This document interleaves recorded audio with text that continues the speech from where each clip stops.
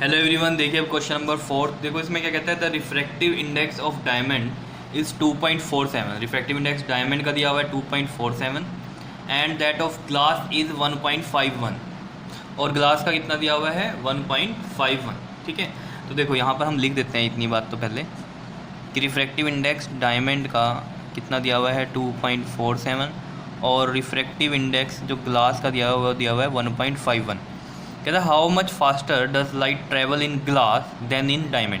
कह रहा है कितनी फास्टर लाइट ट्रैवल करेगी ग्लास में देन इन डायमंड। देखो वैसे तो आपको ये पता चल जाना चाहिए कि ये क्यों बोल रहा है कि फास्ट किस में ट्रैवल करेगी, ग्लास में ही, लेकिन कितने टाइम्स फास्टर करेगी। ठीक है, देखो ग्लास का refractive index as compare to diamond कम है, तो यानी कि जिसका रिफ्रैक्टिव इंडेक्स कम है वहाँ स्पीड ऑफ लाइट क्या होगी, ज़्यादा होगी, और जिसका रिफ्रैक्टिव इंडेक्स ज़्यादा है वहाँ स्पीड ऑफ लाइट कम होगी। क्यों?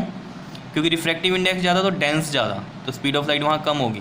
और जिसका रिफ्रैक्टिव इंडेक्स कम है तो यानी कि वो क्या है, कम डेंस है एज़ कम्पेयर टू अदर, तो इसमें क्या होगा, स्पीड ऑफ लाइट ज़्यादा होगी एज़ कम्पेयर टू अदर। तो तभी वो बोल रहा है कि ग्लास में बताओ कितनी फास्टर होगी एज़ कम्पेयर टू डायमंड। ठीक है, तो यानी कि सबसे पहले तो हम स्पीड निकालते हैं इनमें, इसमें क्या स्पीड है और इसमें क्या स्पीड है। तो देखो कैसे निकलेगी वो। देखो आपको फॉर्मूला पता है नॉर्मल रिफ्रैक्टिव इंडेक्स का, वो क्या होता है, म्यू इज इक्वल टू में आपके पास होता है C/V। याद आया कुछ?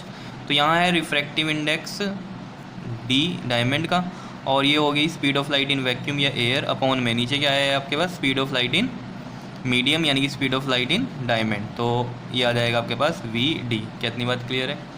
अब देखो हमें स्पीड ऑफ लाइट ही चाहिए डायमंड की, तो D इधर आ गया और C/म्यू D इधर आ गया। ठीक है, C की वैल्यू आपको पता है कितनी है, 3 × 10⁸, और म्यू D की वैल्यू कितनी है आपके पास, 2.47।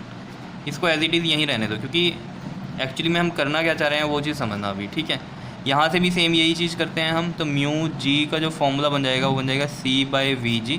तो VG की वैल्यू जो आ जाएगी वो आ जाएगी C/म्यू G, और C है 3 × 10⁸ अपॉन में म्यू G कितना है हमारे पास, 1.51। ये आ गया। ठीक, क्लियर है इतनी बात? अब देखो वो चीज़ ये पूछ रहा है आपसे कि कितने टाइम फास्टर है ग्लास में, है ना, how much faster does the light travel in glass than in diamond. तो क्या करो, VG ऊपर रखो, डिवाइड कर दो इनको, ठीक है, और VD नीचे रख दो। समझ रहे हो मेरी बात? VG ऊपर रखा, VD नीचे रखा, क्योंकि इसी में बतानी है कितनी फास्टर है। तो VG की वैल्यू कितनी है, देखो 3 × 10⁸ अपॉन में 1.51 अपॉन में 3 × 10⁸ और अपॉन में है ये 2.47। तो देखो ज़रा इनको जब हम पलटेंगे तो वैसी बात है, यहाँ पर 2.47 आ जाएगा और 3 × 10⁸ नीचे आ जाएगा। तो मैं इसको डायरेक्ट कट कर रहा हूँ इसके साथ। ठीक है, तो अब यहाँ पर जो बन गया वो बन गया 2.47 अपॉन में 1.51। क्या इतनी बात क्लियर है या नहीं है? अब देखो जब इसका 100 यहाँ आएगा और 1.51 का 100 लगाएंगे हम, वो ऊपर चल जाएगा, तो 100 से 100 कैंसिल नहीं हो जाएगा। तो कितना बनेगा ये सिंपल, ये आपके पास बन जाएगा 247 अपॉन में 151। ऐसे लिख सकते हैं हम।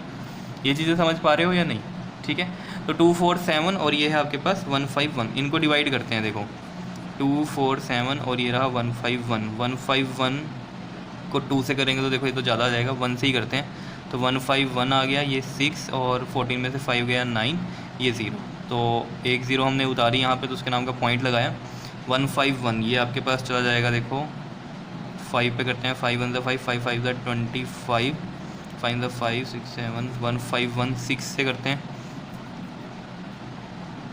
6 1 6 और 3 कितना हो गया, 9 906। तो 6 पे आ रहा है ये कितना आपके पास, 906। तो ये आपके पास बन जाएगा 54, और फिर एक 0 लगाएंगे हम, तो ये इसके बाद आपके पास 3 पे चला जाएगा। ठीक है, 3 से करोगे इसको तो 3 1 3, 3 5 15 एंड 3 1 3, और एक ये 4 ये बनेगा, और 10 में से 3 गया 7, और इधर कितना बच गया आपके पास 3, 13 में से 5 गया, कितने बचेंगे आपके पास 8। ठीक है, तो इसको करने की यहाँ ज़रूरत भी नहीं थी हमें, तो बस ये पता चलना चाहिए था, 1.63 हमारा आंसर आ गया। ठीक है, तो 1.63 टाइम्स फास्टर होगी जो स्पीड है लाइट की, किससे, डायमंड से।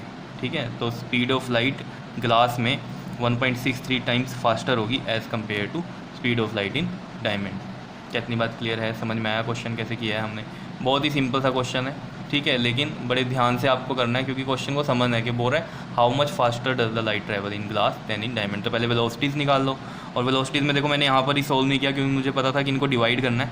ठीक है, ताकि ये इससे कैंसिल हो जाए। अगर यहीं पर इसको डिवाइड करके कुछ लाते और यहाँ कुछ लाते तो पहले तो ये सॉल्व करने में टाइम वेस्ट होता, फिर उनको अलग से डिवाइड करके सॉल्व करने में टाइम वेस्ट होता। समझ रहे होंगे बात को? ठीक है, ओके जी, थैंक यू।